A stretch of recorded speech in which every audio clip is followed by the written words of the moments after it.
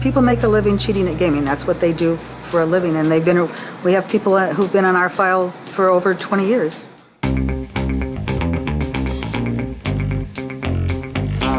Blackjack is the last casino game that can be beaten legally. Card counting is actually a science, a skill, and an art. With enough time and effort, anyone can do it as long as they practice and train. The toughest thing with counting cards, though, is putting your money on the line.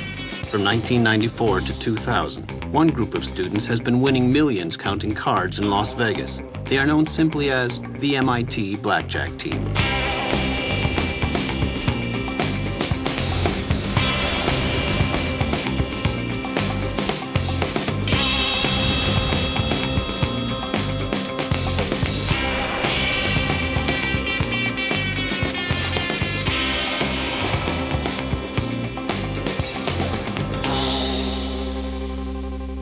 Card counting's been around for a while, since 1962. That's when Ed Thorpe wrote Beat the Dealer. And at the time, he was a professor at MIT. What Ed Thorpe did by writing the book is he informed people that if they're smart enough, they study enough, they can beat the game at 21. Nobody can beat casino games, but here's a game that can be beaten. So it wasn't any new knowledge, but what we were really good at was executing it and applying it. Welcome to the basics of card counting. In a casino, blackjack is different from all other games because as the cards are dealt, the odds are constantly changing. Now, there are two important things you need to know about blackjack. Low cards are bad and high cards are good. With more high cards, a player is more likely to get blackjack, while the dealer is more likely to bust. The way you keep track of the difference is by using what we call the point count system. No matter how many decks, there's always an equal number of high and low cards. So low cards are each worth +1, while the high cards are worth -1. The more high cards that come out, the lower the count, and it's time to leave the table. The more low cards that are dealt, the higher the count is, and it's time to bet big. Now that seems like simple mathematics, but how fast can you count?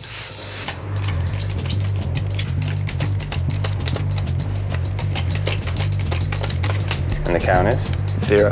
0. That's right.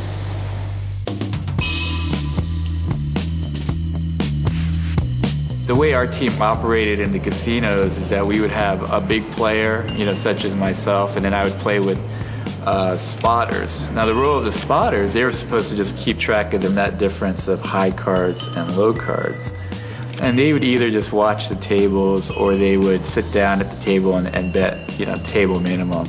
And the spotter's goal, if the table wasn't hot, they would get up and go to the next table. Their goal is to find, keep dipping their toe in and finding the hot table.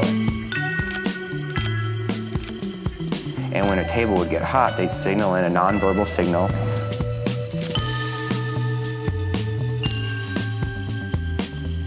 The spotter would signal the count to the big player. The big player would come in, swoop in and start dropping the big bets.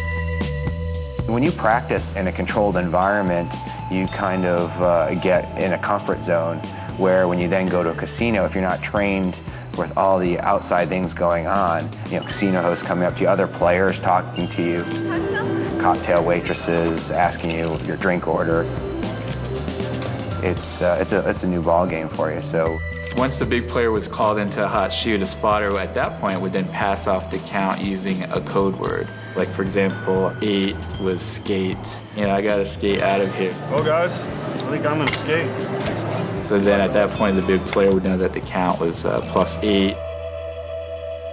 Using the big player spotter approach, it had several advantages. One is just the efficiency, because if you're playing by yourself, you can only sample like 4 or 5 shoes maybe an hour. Whereas if a big player goes in with 4 spotters, now you can count down up to 20 tables an hour, because the spotters aren't tied down to any table. They can, float about. Another big advantage of the strategy we used is it provided a natural camouflage. Because if, I got called into a table and started betting big, the casinos would think, well, there's no way he's counting cards because he just walked up to the table. When I first started playing as a big player and was winning, the casinos didn't seem to mind too much because they know, that even the average gambler is going to win sometimes. But it was the consistency of the winning. So it was after, 10 trips. They might look at my record and say, hey, he should have lost 100,000 and he's won 200,000. This doesn't add up. So, that's one of the challenges for a professional card counter, because if you're really good at what you do, you're going to win. And ultimately, no matter how well you fool the casino, that win is what's going to get the casino, on your set.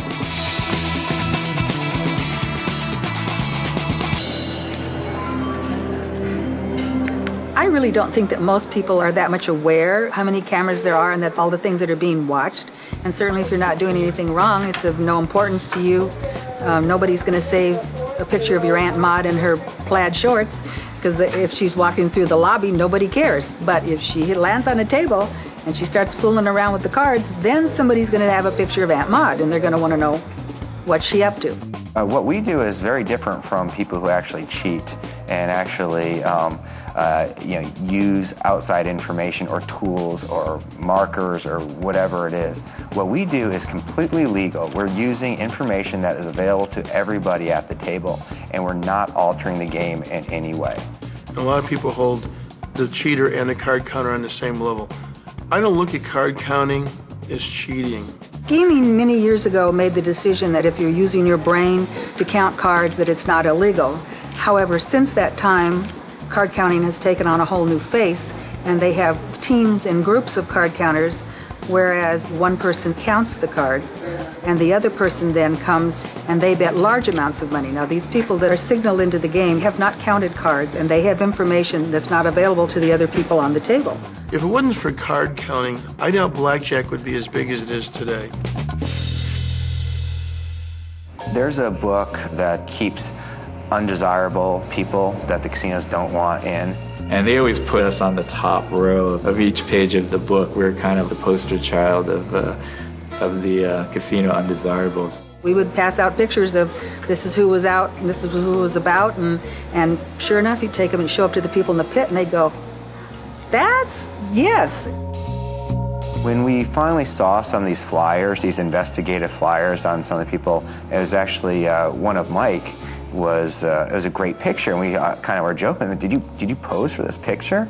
And he looked at it and he said, oh, that's my yearbook photo. The yearbooks out of MIT were a great deal helpful.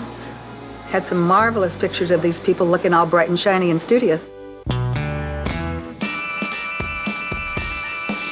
In reaction to when the casino started catching on, we kind of modified our strategy. We actually went to what we call the signaling guerrilla big player strategy. Now with that strategy, we actually would have two players sitting at the table at the same time.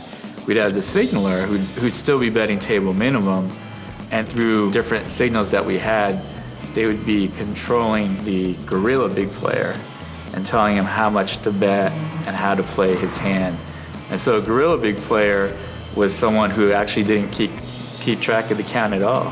They were just simply taking signals. And it worked well because since he wasn't actually keeping track of the count, he could really concentrate on his act and, really make it apparent that he wasn't keeping track of the count. So in terms of the amount of money we could win on a weekend, it could range from $10,000 to $20,000 to, our best weekend ever was we won $500,000.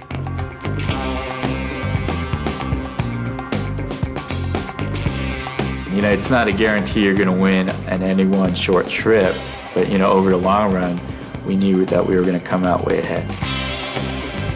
Professional blackjack's a cash business, so we're always carrying around large amounts.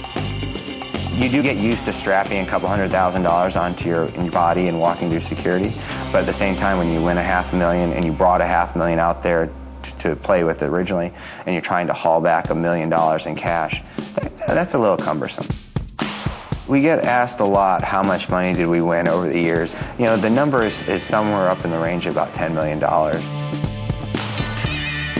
I think for most of us, just having the opportunity to go on these great trips, live the life of a high roller and bet big money, that was a pretty easy sell for a college kid. To be college kids doing our thing and being able to put together a scheme, the teams, and all the preparation that we put into it, it's kind of nice. It's kind of impressive looking back on it. The team play is happening now. It's never stopped. At all times, there's something going on. Wherever there's money, there's usually people trying to get their fingers on it.